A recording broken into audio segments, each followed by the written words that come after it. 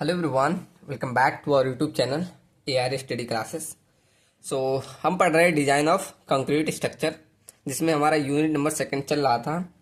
और previous lecture में हमने analysis of T and L beam का जो भी बेसिक कॉन्सेप्ट था वो हमने सीख लिया। और आज हम करने वाले हैं एनालिसिस ऑफ टी बीम। तो चलिए स्टार्ट करते हैं। एनालिसिस जो हमने देखो पीछे जो भी स्टेप्स फॉलो किए थे वही स्टेप सेम इसमें भी है। जैसे हमने पहला स्टेप क्या एनालिसिस में करते थे, एक्सयू लिमिट फाइंड करते थे। उसके बाद सेकेंड स्टेप क्या करते थे, एक्सयू फाइंड करते थे। उसके बाद थर्ड स्टेप दोनों को कंपेयर करते थे। उसके बाद अगला स्टेप था हमारा कि movement of resistance. Same step यही होगा, जो चारों स्टेप बताया ना यही स्टेप फॉलो होगा। बस इसमें जो सेकेंड स्टेप मैंने बताया कि एक्सयू, जो एक्सयू फाइंड करना होता है उसके 3 केसेस होते हैं, बस यही डिफरेंस होता है। चलो अभी समझ में आएगा। देखो मैंने लिख दिया है इसमें। देखो हमें गिवन जो होता है वही सब सारी चीजें, जैसे हमें डायमेंशन गिवन होगा, ग्रेड गिवन होगा। देखो डायमेंशन, और हमें grade of steel, grade of concrete, grade of ये मान लो स्टील, और ग्रेड ऑफ कंक्रीट, और हमारा एरिया ऑफ स्टील ये भी दे देता है। ठीक। और हमें जो इसमें मेन उद्देश्य होता है हमारा एनालिसिस में, मोमेंट ऑफ रेजिस्टेंस को फाइंड करना, यही हमारा मेन उद्देश्य होता है। अब मैंने बोला कि सिंपल जैसे हम पहले स्टेप्स फॉलो करते थे वही सेम स्टेप है। जैसे स्टेप नंबर फर्स्ट हमारा जो रहता है एक्सयू लिमिट। स्टेप फर्स्ट क्या हम फाइंड करते हैं, एक्सयू लिमिट, एक्सयू, ये एक्सयू लिमिट। ठीक। अब इसको फाइंड करने का हमने पहले ही फॉर्मूला, जो फॉर्मूला था वही फॉर्मूला है। क्या, एक्सयू लिमिट इक्वल टू, हमने पढ़ा था के इंटू डी होता है। अब ये फॉर्मूला आपको एकदम याद हो गया होगा, जिसमें के बराबर ऐसे लिख सकते हैं, वेयर के इक्वल टू क्या था हमारा 700 बटे 1100 प्लस 0.87 एफ वाई। ठीक। उसके बाद हम इसमें सारी वैल्यू रख के, ये जो था ये जैसे हमारा के की वैल्यू ग्रेड ऑफ स्टील पे डिपेंड करती थी, उससे हम क्या करते थे, सब वैल्यू निकाल लेते थे। कैसे, हमें चार्ट याद हो गया है। जैसे यहाँ हम ग्रेड लिख दें और यहाँ के की वैल्यू, तो हम F E 250 and F E 415 and F E 500, इन सब के लिए हमें याद है 0.53, 0.48 एंड 0.48, ऐसे 0.46, सबकी वैल्यू हमें याद है। तो सिंपल जो फर्स्ट स्टेप वहां फॉलो करते थे वही होगा। बस आपका जो सेकंड स्टेप है इसमें 3 केसेस आ जाते हैं। यहाँ देखिए स्टेप नंबर 2। अब स्टेप 2 हमारा क्या रहता था, एक्सयू फाइंड करने का। क्या, एक्सयू, एक्सयू निकालने का, यही रहता था क्वेश्चन मार्क। तो इसके लिए 3 केसेस बनते हैं। अब यहां लिख दे केस नंबर, हम फर्स्ट स्टडी कर रहे हैं, केस नंबर फर्स्ट। अब केस नंबर फर्स्ट क्या बोलता है कि अगर इफ एक्सयू, जो आपकी एक्सयू की वैल्यू होती है, एक्सयू क्या होता है आपका, डेप्थ ऑफ न्यूट्रल एक्सिस, उसकी वैल्यू कम हो जाए डेप्थ ऑफ फ्लैंज से, मतलब डेप्थ ऑफ फ्लैंज की वैल्यू ज्यादा हो और डेप्थ ऑफ न्यूट्रल एक्सिस की वैल्यू कम हो। अब इसका मतलब क्या हुआ, जैसे हमें पता है डेप्थ ऑफ फ्लैंज क्या होता है, यही वैल्यू होती है ना, ये वैल्यू आपकी यहां से यहां तक, यही डेप्थ ऑफ फ्लैंज होती है। अब ये वाली वैल्यू ज्यादा रहे और जो न्यूट्रल एक्सिस की मतलब एक्सयू की वैल्यू होती है वो वैल्यू कम रहे, मतलब अगर मैं बनाना चाहूं, एक सेकेंड, मतलब कि आपकी जो न्यूट्रल एक्सिस की डेप्थ है इसके अंदर लाई करेगी। मतलब अब बना दूं, जैसे मैं यहीं बना दे रहा हूं। ठीक, चलो इससे बना दो रेड। अब यहाँ ये मैंने बना दिया इसका न्यूट्रल एक्सिस का डेप्थ एक्स यू, ये हमारा बन गया डेप्थ ऑफ न्यूट्रल एक्सिस। तो जब ऐसा केस बनेगा तो ये आपका सबसे इजी हो गया। पहले तो हम यही केस अप्लाई करेंगे, तो ये हमारा कहलाता है एक्स यू। ठीक, ये वाली वैल्यू। अब देखो केस एकदम बन रहा है कि नहीं, यहाँ एक्स यू की वैल्यू कम है और एक्स डेप्थ ऑफ लेंस की वैल्यू ज्यादा है, तो ये हमारा केस नंबर फर्स्ट में आ जाता है। तो अगर ऐसा बने तो यहाँ लिख सकते हैं, जब ये वाली केस बनेगा तो उसे हम जैसे हम सिंगली रेनफोर्समेंट बीम की स्टडी करते थे सेम वैसे करना है। तो यहाँ लिख देंगे इन दिस केस, यहाँ लिख दें, चलो in this case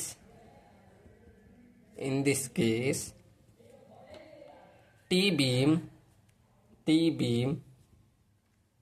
will behave in this case T beam will be behave कैसे, एक सिंगली रेनफोर्समेंट बीम, जैसे हम रेक्टेंगल का बनाते थे ना वैसे ही। In this case T beam will behave like a rectangular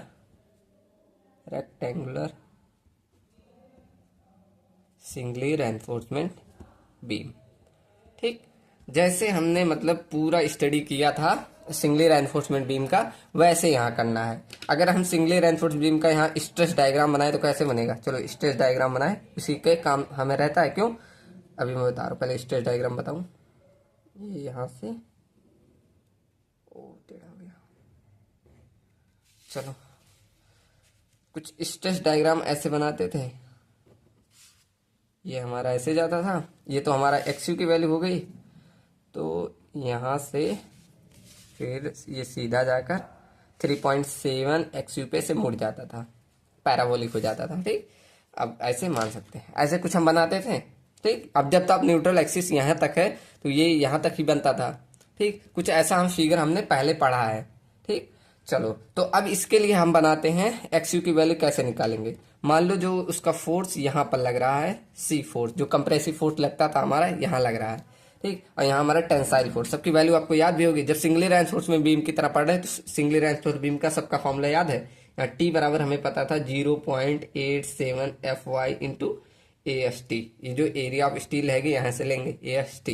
ठीक, तो ये ऐसे हम फोर्स यहाँ निकाले, ऐसे हम कंप्रेसिव फोर्स की वैल्यू मालूम है, क्या होता है 0.36 FCKB इंटू XU, ऐसे हम पढ़े हैं। बस सिंपल। अब आपको अगर स्टेप्स पहले का याद हो तो आप निकाल सकते हैं। कैसे हम करते थे सिंगली रेनफोर्स बीम में, जैसे करते हैं वैसे करेंगे। कैसे, कंप्रेसिव फोर्स को टेंसाइल फोर्स के बराबर कर देंगे। अब कंप्रेसिव फोर्स की वैल्यू आपको मालूम है, कैसे 0.36 FCKB into XU equal to tensile force करते थे 0.87 FY इंटू AST। ठीक, यहां से हम XU की वैल्यू निकाल लेते थे। कैसे, ऐसे 0.87 FY into AST upon 0.36 FCKB। ठीक, ऐसे हम एरिया ऑफ स्टील निकाल लेंगे। अब एक बात ध्यान दीजिए, यहाँ हमने B हर जगह लिख दिया। अब जब हम टी बीम पढ़ रहे हैं तो यहाँ B इफेक्टिव लिया जाता है। ठीक, जहां जहां आपने B लिखा है यहाँ भी ऐसे B इफेक्टिव लिख दीजिएगा। क्यों, हम मानते हैं कि ये हम जो डेप्थ लेते हैं, मतलब विड्थ लेते हैं, इसे हम B इफेक्टिव बोलते हैं ना, हमने पहले पढ़ा। चलो बढ़िया, तो इसे हमने B इफेक्टिव नाम दिया। अब यहाँ B इफेक्टिव की आप वैल्यू लिख सकते हैं, ऐसे लिख दीजिए वेयर बी इफेक्टिव, हमें पहले ही हमने पढ़ा पिछले लेक्चर में। अगर हम यहाँ हम देखो आइसोलेटेड बीम के लिए पढ़ रहे हैं ना, तो आइसोलेटेड के लिए बी इफेक्टिव की वैल्यू क्या होती है, हमने पहले भी पढ़ा, L0 अपॉन बी प्लस में 4 प्लस BW पढ़ा था ना, तो वही बी इफेक्टिव यहाँ लगा लीजिए। अगर मोनोलिथिक रहेगा तो मोनोलिथिक वाला लगा लीजिएगा। चलो बढ़िया, ऐसे आप सिंपल, इसमें तो कोई दिक्कत नहीं है। जब आपका ये वाला केस बना तो इसमें कोई दिक्कत नहीं हुआ। अब बढ़ते हैं केस नंबर 2। अब केस नंबर 2 क्या बनेगा, यहाँ ऐसे तो अब देखिए अभी और इसमें है आगे। अब यहाँ से हमने तो XU निकाल लिया, लेकिन अगर क्या हुआ, अब इसके आगे हम क्या करते हैं, अगर XU की वैल्यू यहाँ सेटिस्फाई होगी, XU की वैल्यू मान लो हमारा डेप्थ ऑफ फ्लैंज, तो करो मैं रफ में बता रहा हूँ। अब देखो, अब मैं जान लो कोई क्वेश्चन सॉल्व कर रहा हूँ। यहाँ हमें डेप्थ ऑफ फ्लैंज जो हमने था, डेप्थ ऑफ फ्लैंज इसकी वैल्यू मान लो 200 आई थी, 200 ऐसे दी गई थी। यहाँ से आपने XU निकाला, जब यहाँ आप रखेंगे और XU की वैल्यू निकाले आप, तो मान लो आपने निकाल लिया 150। तो अब ये वाला केस देखेंगे तो XU की वैल्यू छोटी है और DF की वैल्यू बड़ी है। ठीक, तो सिंपल हम इसी केस से कर लेंगे, उसके बाद आगे बढ़ जाएंगे। आगे क्या, अगला हम स्टेप ऐसे लिख दें। आगे हमारा होता है कंपेयर करना। क्या, compare XU and XU limit, ये आप कर देंगे। उसके बाद आगे मोमेंट ऑफ रेजिस्टेंस फाइंड करते थे, तो उसको कर दो, यहाँ कर दे रहे हैं। आगे हम क्या करते हैं अगला, उसके बाद मोमेंट ये सब लिखना है आपको। ठीक, मोमेंट ऑफ रेजिस्टेंस फाइंड करते हैं, जैसे आपने प्रीवियस फाइंड किया था वैसे ही। दिख रहा है, एक सेकंड, चलो दिख रहा है। चलो उसके बाद हम क्या करते हैं, last step moment of resistance find करते हैं। जैसे फर्स्ट अगर हम निकाले फॉर कंप्रेशन साइड के लिए, तो moment of resistance compression side के लिए क्या करते हैं, compressive force into lever arm. Simple, जैसे पहले का है इसका देखो, अगर लीवर आर्म दिखाएं कहाँ होगा, यही डेप्थ, और इस डेप्थ को हम कितना देते थे 0.42 इंटू एक्सयू, और यहाँ से यहाँ तक हमारा लीवर आर्म होता था कितना डी माइनस, ये टोटल यहाँ से डेप्थ कितनी है, ये वाली डेप्थ हमारी यहाँ से यहाँ तक डी होती थी, तो सिंपल इतना डी माइनस 0.42 इंटू एक्सयू। ऐसे आप लीवर आर्म निकाल लेंगे। तो यहाँ लीवर आर्म अब तो ध्यान है ना। चलो अब फोर्स इंटू लीवर आर्म कर लीजिए, 0.36 एफ सी के, कंप्रेसिव का निकाल ले तो कंप्रेसिव फोर्स 0.36 एफ सी के इंटू, अब ध्यान दीजिए यहाँ बी की जगह बी इफेक्टिव बस, तो B effective into XU into lever arm. Lever arm कितना निकाले, डी माइनस 0.42 एक्सयू, ऐसे हम निकाल लेंगे। ऐसे आप कंप्रेशन साइड के लिए बी लिख दे, moment of resistance, moment of resistance. अब हम टेंशन साइड में चल रहे हैं। टेंशन साइड में क्या होता है, 0.87 फोर्स लिख रहे हैं, 0.87 F Y into E S T, ये हमारा फोर्स हो गया। अब into lever arm, lever arm क्या यही वाला डी माइनस 0.42 इंटू एक्सयू। ठीक, ये तो बात हो गई अगर हमारा एक्सयू की वैल्यू कम आ गई, मतलब एजम्पशन हमारा करेक्ट था। लेकिन अगर हमारा एजम्पशन नहीं करेक्ट हुआ तो लिख दीजिए, नोट लिख के, note if assumption is not correct, तो हम क्या करेंगे, तब हम अगले स्टेप पे चले जाओ। तो then go and check case second, तो हम अगला सेकेंड केस स्टडी करेंगे। अब सेकेंड केस क्या है, जैसे अब ये कैसे हुआ, मान लो एग्जांपल अगर दूं आपको, तो हमारा डेप्थ ऑफ फ्लैंज की वैल्यू मान लो 200 दिया था, और आपने कैलकुलेट किया तो एक्सयू की वैल्यू क्या हो गई 250 आ गई। तो यहां देखेंगे डेप्थ ऑफ फ्लैंज की वैल्यू कम हो गई और एक्सयू की वैल्यू ज्यादा हो गई, तो ये हमारा केस नंबर सेकेंड बनता है। देखो केस नंबर सेकेंड चलते हैं, यहां मैंने बना दिया केस नंबर सेकेंड। अब देखो केस नंबर सेकेंड क्या बोलता है, अगर इफ एक्सयू की वैल्यू ज्यादा हो जाए, दिख रहा है देखो, अगर हमारा क्या हो जाए, एक्सयू की वैल्यू ज्यादा हो जाए, किससे, डेप्थ ऑफ फ्लैंज से। और एक केस बनता है एंड डेप्थ ऑफ फ्लैंज की वैल्यू और भी कम रहे, किससे, 3/7 एक्सयू से। अब ये वाली वैल्यू कितने लोग को ध्यान है, ये वाली वैल्यू वही होती है जहां से हमारा क्या रेक्टेंगल से पैराबोलिक होने लगता है। आपने अभी पीछे जब हम सिंगली डबली पढ़ रहे थे, तो वहां अगर आपने जब हमने ज्ञात किया था, ऐसे हमने ज्ञात किया था दो चीजें, एक बार 3/7 एक्सयू, उसके बाद माइनस करके 4/7 एक्सयू, याद है ना। यहां से क्या होता था, हमारा पैराबोलिक होने लगता था। तो ये वाली वैल्यू भी बड़ी हो जाए डेप्थ ऑफ लाइन से, तो ये हमारा केस नंबर सेकेंड होता है। ऐसे नहीं समझ में आया, अभी फिगर में बता रहा हूं। देखो ये हमारे जैसे कोई बीम है, अब बीम में ये हमारा डेप्थ ऑफ फ्लैंज होता है, ये होता है ना, ये हमारा डेप्थ ऑफ फ्लैंज होता है। अब इसमें क्या हो रहा है, एक्सयू की वैल्यू ज्यादा हो जा रही है। मान लो हमने देखो पहले से बना दिया, मान लो एक्सयू की वैल्यू ये आ गई, ये हमारी एक्सयू आ गई, एक्सयू, ठीक, ये हमारा डेप्थ ऑफ फ्लैंज आ गया। अब देखो यहां पर एक्सयू की वैल्यू ज्यादा हो, केस देखो यही क्या है ना, यही बोला है ना कि एक्सयू की वैल्यू ज्यादा हो जाए और डेप्थ ऑफ फ्लैंज की कम हो जाए, तो यहां हो गया, मतलब न्यूट्रल एक्सिस यहां से जा रही है, ठीक। और बोल रहा है कि डेप्थ ऑफ फ्लैंज की वैल्यू भी कम रहे इससे, मतलब अब हम स्ट्रेस डायग्राम बनाए। चलो स्ट्रेस डायग्राम बना दूं, कुछ ऐसा हमारा बनता है, यहां से जाके फिर ऐसे। अब यहां कह रहा है 3/7 एक्सयू यहां आना चाहिए, रुको मैं बनाऊं तो अभी समझ में आएगा। देखो कुछ यहां से ले आऊं,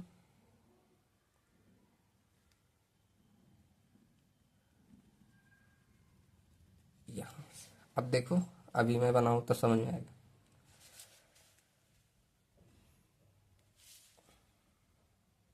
आप बताइए कितने लोग को ये डायग्राम समझ में आया। ये जहां से हमारा फिगर मुड़ता था, मतलब ये पैराबोलिक होने लगता था, इस वाले डेप्थ को हम क्या बोलते थे, 3/7 एक्सयू, याद है कि नहीं, सिंगली रेनफोर्समेंट बीम में इस वाले डेप्थ को हम 3/7 एक्सयू बोलते थे, याद होगा तो अच्छी बात है, ठीक। तो इस वाले डेप्थ को हम 3/7 एक्सयू बोलते थे। अब देखिए यहां पर ये वाली वैल्यू ज्यादा है कि नहीं डेप्थ ऑफ लाइन से, ऑटोमेटिक आपको दिख ही रहा होगा, ठीक। तो ये वाली डेप्थ हमारी ऐसे ज्यादा हो जाती है। अब ऐसे केस में हम क्या करते हैं, इस डायग्राम को तोड़ तोड़ कर स्टडी करेंगे। देखो यहां मैं अच्छे से फिगर बनाऊं, ऐसे स्टडी मतलब इसमें क्या करेंगे, डायग्राम को दो भागों में तोड़ेंगे तब पढ़ेंगे। एक बार आप क्या करेंगे, इस जो वर्टिकल पूरा यहां से यहां तक, यहां से यहां तक एक भाग को तोड़ेंगे और उसका मतलब स्ट्रेस स्ट्रेन डायग्राम बना के वहां से कंप्रेसिव फोर्स मतलब ये वाला पूरा निकालेंगे। उसके बाद दूसरे में दूसरा डायग्राम बनाएंगे, दूसरे में ये और ये जो बचा, ये और ये किनारे दो बच गया ना, इन दोनों को लाके फिर स्टडी करेंगे। चलो मैं बना दूं तब और अच्छे से क्लियर होगा। हमने क्या किया, ये काट दिए, ये पूरा यहां से काट के निकाल लाते हैं, कुछ यहां बना देते हैं। छोटा बना रहा हूं क्या कि स्ट्रेस डायग्राम भी बनाना है। तो ये कुछ इस तरह ऐसे मैंने क्या किया, बीच वाले भाग को काट के निकाल लाया वहां से, ये निकाल लाया। ठीक, क्या किया, ये बीच वाले पूरे भाग को निकाल लाया। अब इसको देखो, इसको हम बोलते हैं BW मतलब विड्थ ऑफ वेब। तो ये वाला विड्थ कितना हो गया, BW विड्थ ऑफ वेब हो गया। इतना भाग हम पूरा निकालना है। ठीक, चलो ऐसे हम क्या करते हैं, दूसरा भाग ये इन दोनों को जोड़ के इसको जोड़ लो। अच्छा बताओ कितना बचेगा, ये वाला BW इसमें से घटा दिए, ये टोटल हमारा बी इफेक्टिव कहलाता है ना, ये बी इफेक्टिव कहलाता है। अब बी इफेक्टिव में से क्या कर रहे हैं, इतना भाग निकाल लाओ, ये बीच में से निकाल लाओगे तो यहाँ कुछ ऐसे मतलब बनाओ पहले, कितना बचेगा आप ही लोग बताइएगा। रुको,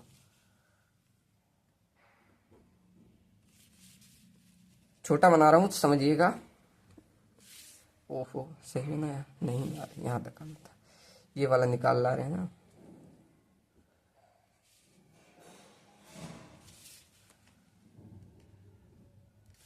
अब ये देखो, ये गलत बन गया। हमने क्या किया, देखो ये जो दोनों छोटे छोटे भाग इधर बचे थे, इन दोनों को एक साथ जोड़ के लाए, यहाँ रख दिए। ठीक, यहाँ लाया हूं इन दोनों को। तो ये वाली टोटल अगर विड्थ में मैं आपसे पूछूं, ये वाला विड्थ कितना बचा, आप बता सकते हैं। हमने बी इफेक्टिव में से इतना तो निकाल दिया था, मतलब यहाँ बोले तो बी इफेक्टिव में से हमने ये BW यहाँ से इतना, इसका डेप्थ कितना है BW, ये घटा दिया, मतलब इतना बचेगा। ये इसकी विड्थ कितनी, बी इफेक्टिव माइनस BW। हालांकि थोड़ा छोटा बनाया क्योंकि स्पेस नहीं उतना, इसीलिए अभी मुझे स्ट्रेस बनाना है इसका। चलो एक बार हम क्या करते हैं, क्विक रिवीजन करते हैं जिससे आपको पूरा क्लियर हो जाए। तो हमारा देखो केस क्या बोल रहा है कि XU की वैल्यू ज्यादा होना चाहिए डेप्थ ऑफ फ्लैंज से। देखो XU की वैल्यू इतनी है और डेप्थ ऑफ फ्लैंज की वैल्यू इतनी है। यहां तो एकदम सिंपल हो गया ना कि हमारा XU की वैल्यू ज्यादा है डेप्थ ऑफ फ्लैंज से, सिंपल। दूसरा कह रहा है केस कि डेप्थ ऑफ फ्लैंज की वैल्यू छोटी होनी चाहिए 3/7 XU। अब 3/7 XU कौन सा होता है, जहां से हमारा क्या होता है, रेक्टेंगल से पैराबोलिक होने लगता है। तो 3/7 XU इतना है और डेप्थ ऑफ फ्लैंज इतना है, यहां भी हमारा प्रूफ हो गया। तो ऐसा केस बनेगा, तो उस केस में आपको क्या करना है, आपको दो भागों में इसको तोड़ के पढ़ना है। पहला केस हमने क्या करेंगे, इस वाले जो पूरा वर्टिकल है इसको हम निकाल ले आएंगे, यहां से निकाल के लाके हमने यहां रख दिया। देखो और इसकी विड्थ कितनी थी BW।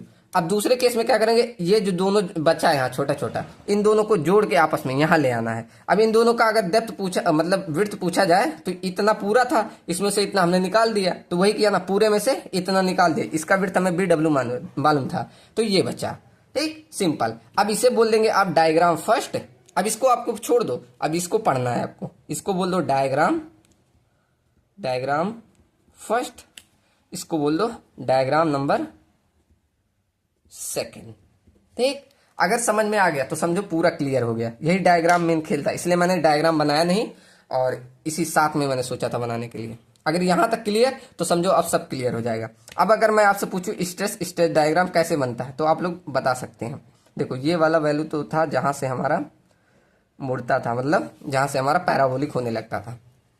तो इसका अगर मैं स्ट्रेस डायग्राम बनाऊं तो ये आपको दिख रहा है ना, एकदम रेक्टेंगुलर है, तो इसका रेक्टेंगल की तरह बना दीजिए। कैसे, रेक्टेंगल का हम बनाते थे पीछे, तो कुछ ऐसे ही बनाते थे।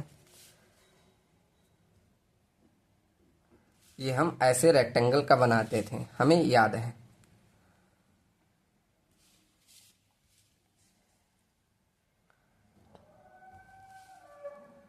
यहां से ऐसे मुड़ जाता था, इतना आप ऐसे बनाते थे, याद है ना, सेम ऐसे जैसे ये वाला बनाए वैसे ही बनेगा। अब यहां पर आपको फोर्स और सब चीजें निकालनी है।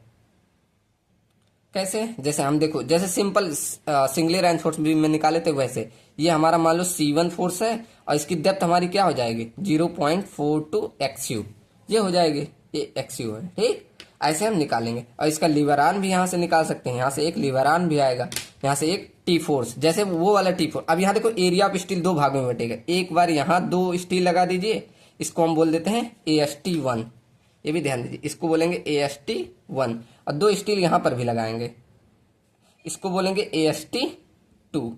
ठीक, इसके एकदम ऐसे नीचे लगा दीजिएगा।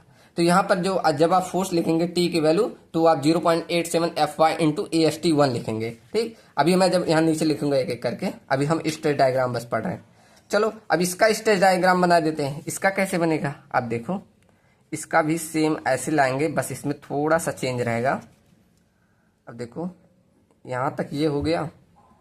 अब ये बताइए, जहां से हमारा बीम मुड़ने लगता था, यहां से देखो, यहां से बेंड कर रहा है ना, तो ये हमारा डेप्थ ऑफ फ्लैंज की वैल्यू छोटी है। आप देखो यहां तक है, यहां तक, मतलब ये मुड़ने वाला भाग इसमें आया ही नहीं, मतलब कुछ इसका ऐसा रेक्टेंगुलर ही बना रह जाएगा, कुछ ऐसा बना रह जाएगा। ये मुड़ने वाला भाग यहाँ तक, मतलब जहां से पैराबोलिक होता था उससे तो कम ही है, मतलब ये तो हमारा टोटल सिर्फ जो फिगर ही है वो डेप्थ ऑफ फ्लैंज तक ही है, तो कहां से ये बेंड करेगा, इतना ही बनेगा। ठीक, ऐसे इसका अब आपको फोर्स निकालना हुआ तो इसको बोलेंगे C2 फोर्स। और ये C2 फोर्स का अगर डेप्थ पूछा जाए तो सेंटर पे लगता है, रेक्टेंगल का फोर्स कहाँ लगेगा, मतलब फोर्स हमेशा सेंटर पे लगेगा, तो इसका हो जाएगा डेप्थ ऑफ फ्लैंज बाई 2, मतलब इसका सेंटर पे लगेगा। यहां से आप लीवर आर्म भी निकाल सकते हैं। आप लीवर आर्म कैसे निकल जाएगा, D माइनस, अब ये फोर्स का डेप्थ D माइनस DF/2। ठीक, लीवर आर्म भी निकल गया। ठीक, अगर इतना समझ में आ गया तो आप समझो क्लियर। अब बढ़ते हैं मतलब एक्सयू निकालने पे। तो चलो एक एक डायग्राम उठाते हैं। लिखो फ्रॉम डायग्राम फर्स्ट, यहां से लिखो फ्रॉम डायग्राम नंबर फर्स्ट, पहला डायग्राम। अब हम इस पहले डायग्राम को देखिए, यहां से आपको मैं पूछूं अगर C1 compressive force, first compressive force की वैल्यू, तो ये क्या होगी, सिंपल हम इसे सिंगली रेनफोर्स बीम की तरह पढ़ रहे हैं, तो उसका क्या होता था 0.36 FC के बी इफेक्टिव, ये ध्यान रखिए बी इफेक्टिव, बी नहीं बी इफेक्टिव। ठीक, लेकिन ये भी ध्यान रखिए इसमें बी इफेक्टिव नहीं रहेगा, ये हमारा टोटल विड्थ क्या है BW, तो यहाँ पर BW लिखेंगे। जैसे ये बी इफेक्टिव, थोड़ी बी इफेक्टिव ये पूरा था, इसमें से ये काट के लाया है, तो ये विड्थ कितना है BW, तो यहाँ BW लिखेंगे। ठीक, सॉरी वो मैंने बी इफेक्टिव बोल दिया। देखो C1 क्या हो जाएगा 0.36 FC के BW इंटू क्या हमारा होता है XU। ठीक, सिंपल। चलो ऐसे हम T1 निकालेंगे। T1 की वैल्यू क्या 0.87 FY इंटू AST1। ये ध्यान रखिए AST1, इसको दो भागों में, जैसे आधा इसको दे दिए आधा इसको दे दिए हैं, तो इसलिए AST1 0.87 FY into AST1। Simple, हम फोर्स निकाल लिए। ऐसे हम डायग्राम सेकंड में भी निकाल सकते हैं। लिखो फ्रॉम डायग्राम नंबर 2, अब इसमें से निकाल लो। यहाँ लीवर आर्म भी निकालने का, यहां से देखो लीवर आर्म की वैल्यू क्या थी D minus 0.42 into XU। Diagram first में लीवर आर्म कितना है D, ये टोटल D था, D में से इतना घटा दो, D माइनस 0.42 XU। ठीक, समझ में आया ना। चलो अब डायग्राम सेकंड देखिए, ये वाला डायग्राम। अब इसमें देखो हमारा है C2 एंड T2, ये निकालना। अब ध्यान दीजिए, हम जानते हैं जैसे हमारा होता है फोर्स इक्वल टू, फिर से पहले हम समझा दें, जैसे हमारा होता है फोर्स इक्वल टू, हमने पढ़ा है फोर्स इक्वल टू क्या होता है स्ट्रेस इंटू एरिया, ये हमने फार्मूला पढ़ा है। तो यहां से हम निकाल रहे हैं C2 फोर्स। अब C2 फोर्स में जो स्ट्रेस की वैल्यू होती है वो क्या होती है, यहां हमने पहले से पढ़ा था, जब हमने पीछे पढ़ा था स्ट्रेस, तो हम क्या निकालते थे 0.45 FC के, याद है कि नहीं। पीछे हमने पढ़ा था कि इसका जो स्ट्रेस होता है कितना होता है 0.45 FC के। ऐसे हमने सिंगली रेनफोर्स में बीम में पढ़ा था ना, स्ट्रेस की वैल्यू क्या 0.45 FC के इनटू एरिया। अब इसका एरिया कितना होगा, इसका अगर मैं आपसे एरिया पूछूं तो कितना होगा, तो ये हमारा रेक्टेंगल है, रेक्टेंगल का area depth into width, depth कितना है DF इंटू ये वाली विड्थ कितनी है, ये वाली विड्थ है, मतलब ये टोटल विड्थ कितनी है बी इफेक्टिव माइनस का BW। ठीक, समझ में आया ना, क्या हो गया depth into B effective, depth हमारा DF है इंटू ये विड्थ कितनी बी इफेक्टिव माइनस BW। ठीक, तो यहां से हम C2 फोर्स निकाल सकते हैं इजिली 0.45 FC के into depth of flange into B effective minus का BW। ठीक, यहां से C2 फोर्स इजिली हमारा निकल गया। ठीक, चलो अब T2 फोर्स निकाल लेते हैं। ऐसे हमारा T2 फोर्स निकल जाएगा। वही formula stress into area, stress इसमें तो बदलेगा नहीं, बस एरिया बदल जाएगा। 0.87 FY ये हमारा स्ट्रेस हो गया, एरिया हमारा AST2 हो जाएगा। बस ये हमारा T2 फोर्स निकल गया। ठीक, ऐसे आप लीवर आर्म भी निकाल सकते हैं। Lever arm L equal to क्या इसमें आया, D minus depth of flange by 2। सब चीजें निकाल दी। अब तो आप जैसे जैसे हम पीछे कंपेयर करके निकालते थे, मतलब compressive force equal to tensile force, वैसे निकाल दो। क्या करते थे, compressive force equal to tensile force, यही करते आ रहे हैं ना। तो सेम दोनों डायग्राम का कर दीजिए। इसका C1 प्लस C2, ऐसे देखो C1 प्लस C2 बराबर T1 प्लस T2 कर दीजिए। बस अब देखो दोनों को जोड़ दें, 0.36 FCK into BW into XU plus में इसका देखो क्या है 0.45 FCK into depth of flange bracket में B इफेक्टिव माइनस का BW इक्वल टू, अब देखो T1 T2 देख लो, यहां से T1 कितना है 0.87 FY इंटू AST1, ये देखो प्लस में 0.87 FY इंटू AST2, ये 1 ये 2। ठीक, ये पहला T1 ये दूसरा T1, दोनों को जोड़ा, यहाँ पहला C1 ये दूसरा C2। अब यहाँ से मुझे XU भर चाहिए। अब XU के लिए क्या करेंगे, यहाँ XU रोक दो और बाकी सब उधर भेज के कर दो। सब लोग निकाल सकते कि नहीं, चलो मैं निकाल के दिखा दूं। इधर दूसरा केस आ गया, चलो यहाँ कर दूं, इसे नोट करते रहिएगा। अब यहां से मुझे XU चाहिए, तो XU बराबर क्या हो जाएगा, अब यही इसको निकाल रहा हूं। देखो यहां से XU को इधर रोकिए, इसको इधर भेज दीजिए, मतलब ये वाले इक्वेशन में इधर भेजेंगे इसको, ये वाला इक्वेशन इधर भेजेंगे, माइनस हो जाएगा। मतलब इसमें में से पूरे में से माइनस, मतलब कुछ ऐसे बन जाएगा। देखो कुछ 0.36 FCK into BW into XU equal to क्या बन जाएगा, ये XU नहीं लिखना है, 0.36 FCK BW इंटू XU।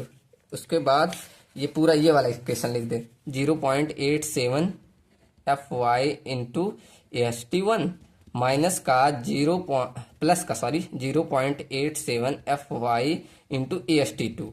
अब माइनस का ये वाला इधर भेजे हैं ना, ये वाला इधर भेजे हैं, तो माइनस कर दीजिए। माइनस का 0.45 FCK इंटू में depth of flange into B effective minus BW।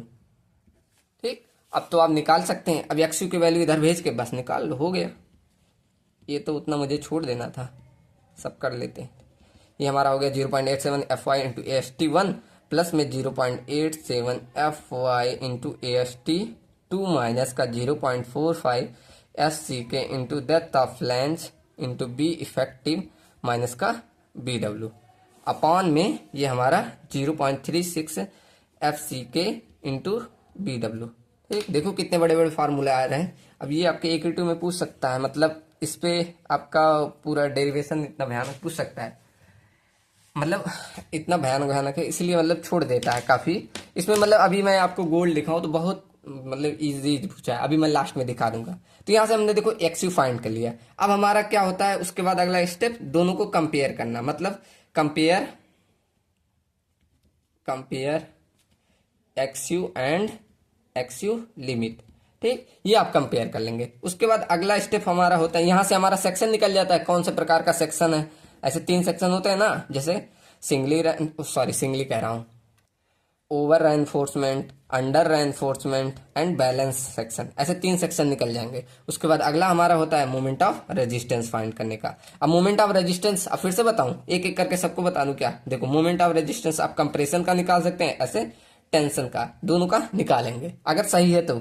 लेकिन अब आप यहां रख लीजिएगा फोर्स जो रहता है हमारा C1 plus C2 into lever arm, ऐसे मतलब सबका अलग अलग। देखो मैं एक का निकाल के दिखा दूं, जैसे कंप्रेसिव फोर्स का रखना है। अब कंप्रेसिव में C1 हमारा कितना है, C1 अगर मुझे ध्यान दिला, देखो पीछे देख लो, तो हमारा C1 देखो 0.36, C1 हमारा है 0.36 FCK BW इंटू XU, ये हमारा C1 है। इंटू में लीवर आर्म होता है, लीवर आर्म कितना हमारा पहला D माइनस 0.42 इंटू XU था, ठीक। ऐसे आप फिर प्लस करेंगे C2 हमारा कितना है, सेम 0.36 FCK, 0.36 FCK, उसके बाद sorry 0.45 FCK into depth of flange into B effective minus BW, ये हमारा C2 फोर्स था। इंटू सेकेंड लीवर आर्म क्या था, डेप्थ ऑफ फ्लैंज माइनस का डेप्थ ऑफ फ्लैंज नहीं D minus depth of flange by 2। आप ऐसे दोनों का जोड़ के ऐसे निकालेंगे। ऐसे आप C1 into first lever arm plus में C2 इंटू मतलब T1 का बता रहा हूँ, T1 इंटू यहाँ से देखो T1 into first lever arm plus में T2 into second liver arm. आप ऐसे करके इसको कमेंट सेक्शन में बताइए, देख रहे हो कितने लोग कर सकते हैं। इसको छोड़ रहा हूँ, ठीक।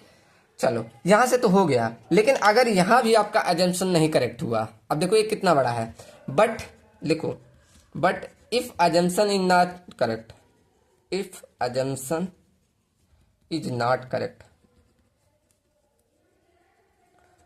तो हम क्या करेंगे, तब हम जाएंगे अगले स्टेप पे। Then go and check case number 3। ठीक, इतना डीप मुझे लगता है पढ़ाया नहीं जाता होगा आपके कॉलेज में। चलो ये हमने केस नंबर 2 पढ़ लिया। अब केस नंबर 3 क्या है, ये तो हमने बोला अगर हमारा केस मतलब 2 नहीं हुआ तो हम क्या करेंगे, केस नंबर 3 पे जाएंगे। देखो केस नंबर 3 ये क्या होता है, इसमें केस नंबर 3 में क्या होता है, XU की वैल्यू तो ज्यादा होती है डेप्थ ऑफ फ्लैंज से, ये तो होता ही है, लेकिन आपका जो डेप्थ ऑफ फ्लैंज है ये ज्यादा होता है 3/7 XU से। अब की बार ये वाली वैल्यू कम हो जाती है, मतलब जैसे हम स्ट्रेस स्ट्रेन डायग्राम बनाए, मतलब स्ट्रेस डायग्राम बनाए, ये हमारा होता है डेप्थ ऑफ फ्लैंज, ये हो गया DF, और यहां से यहां तक वैल्यू हमारी तो XU है, ये हमारी वैल्यू ये XU है। ये तो सेटिस्फाई है कि मतलब XU की वैल्यू डेप्थ ऑफ फ्लैंज से ज्यादा है, लेकिन अब की बार जो रहेगा ये जहां से हमारा क्या होता है रेक्टेंगल से पैराबोलिक होने वाला होता है, वो वैल्यू हमारी कम हो गई, मतलब कुछ यहाँ तक, मतलब अब यहाँ बनाऊँ तो समझ में आएगा आपको। जैसे हम पढ़ते आए कि हमारा कुछ इस तरह से बनता है। मेन इसमें डायग्राम है, अब डायग्राम आपको समझ में आ गया तो समझो आ गया। कुछ ऐसे पढ़ते हैं, देखो अब जो डेप्थ हमारा था पहले हमारा और नीचे तक था, ये अब हमारा इतना ही बचा, इसे 3/7 XU। चलो तो अब देखो ये हमारा हो जाता 3/7 XU। अब यहां से पूरे यहां तक आपका मुड़ता है। अभी तक हमने देखो पिछले में क्या पढ़ा था, देखो इस वाले केस में यहां तक आ गया था, यहां तक, लेकिन अब की बार इसके ऊपर ही रह गए यहाँ कहीं, ठीक। तो यहाँ ये जो डेप्थ ये वाली वैल्यू 3/7 XU की वैल्यू होती है, ये हमारी छोटी हो जाती है। तो इसके भी केस में जैसे हमने पीछे पढ़ा वैसे ही हम तोड़ तोड़ के पढ़ते हैं, लेकिन इसमें थोड़ा सा डायग्राम क्या बनता है, लास्ट वाला अंतर बन जाता है। देखो सेम वैसे पढ़ेंगे, पहले हम क्या करेंगे, इस वाले बीच वाले बीम को पूरा काट लाओ, इसको पूरा ऐसे काट के निकाल लाओ। चलो निकाल लाते हैं, यहां से लेके आओ, यहां रख दो।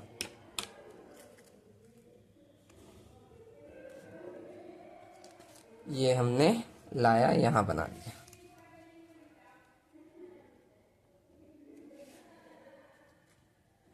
ठीक सिंपल, जैसे हमने पीछे किया वैसे ही।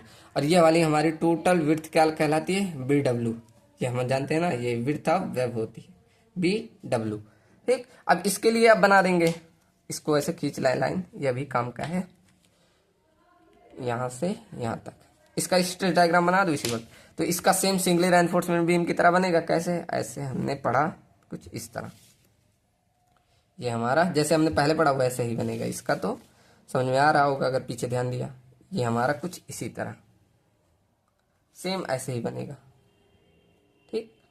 बस हमारा ये अब दोनों वाली वैल्यू लाओ, जैसे अब दोनों इन दोनों को हम ये जो छोटा छोटा दोनों बना जोड़ के यहाँ बना दो, बना दे रहे हैं।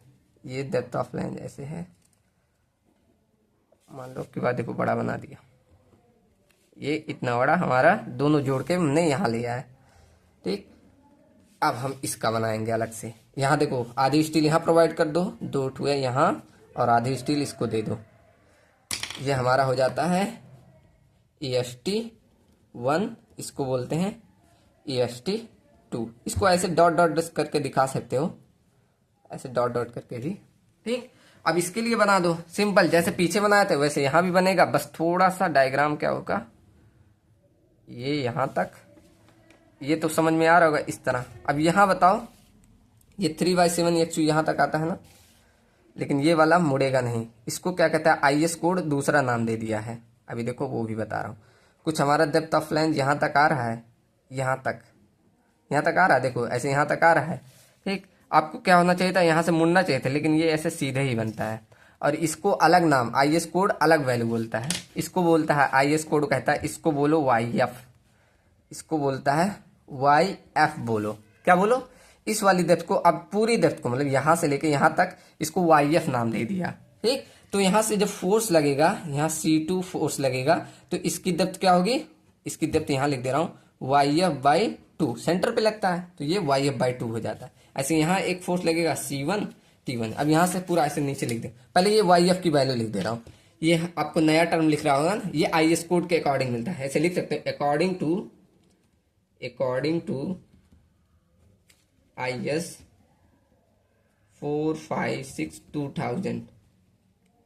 ये हमारा क्या करता है, DF is replaced by depth of flange, ये हमारा डेप्थ ऑफ फ्लैंज ही था ना, लेकिन इसको बोलता है YF, बोलो DF is replaced by YF, DS is replaced by YF।